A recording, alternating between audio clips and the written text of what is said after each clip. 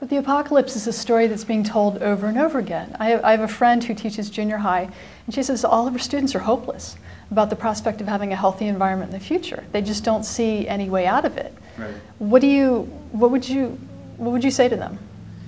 To the students? I think I would point out that people have been predicting the end of the world for a very long time, and they've all been proven wrong.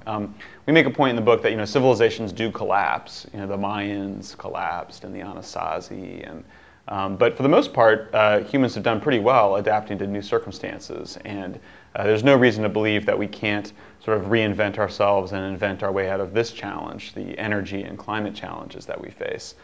So I would say, really what makes us special as an animal is that we are really good at inventing new technologies, new ways of living, new ways of being in relationship with our world, and we'll do that again. I think that the challenge is to do it quickly before we have to suffer more consequences of ecological crisis.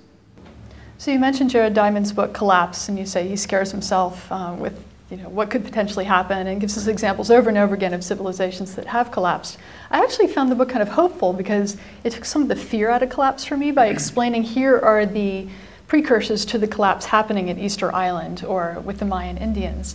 Do you see a value in walking a middle path between knowing how bad things really are with the environment, the thousands of ways it's falling apart, and the possibilities of how good it could be? Is there room for a middle path, or do we really just need to focus on the positive possibilities to make progress? Well, I think you have to be aware that there's a problem, and we point out in the King speech that wouldn't have been a great speech had he just talked about how great the future was going to be. It was a powerful speech because he took people to that dark valley, and so I do think we have to confront some fairly terrifying challenges before us.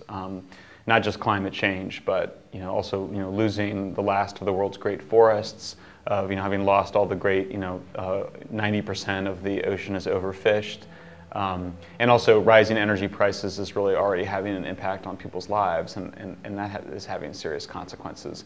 I think the thing is that if you look at kind of great athletes, whether it's Tiger Woods lining up for a putt or an Olympic skier, they don't visualize themselves falling or missing the shot. They visualize themselves succeeding. And so you have to take that visualization process really seriously.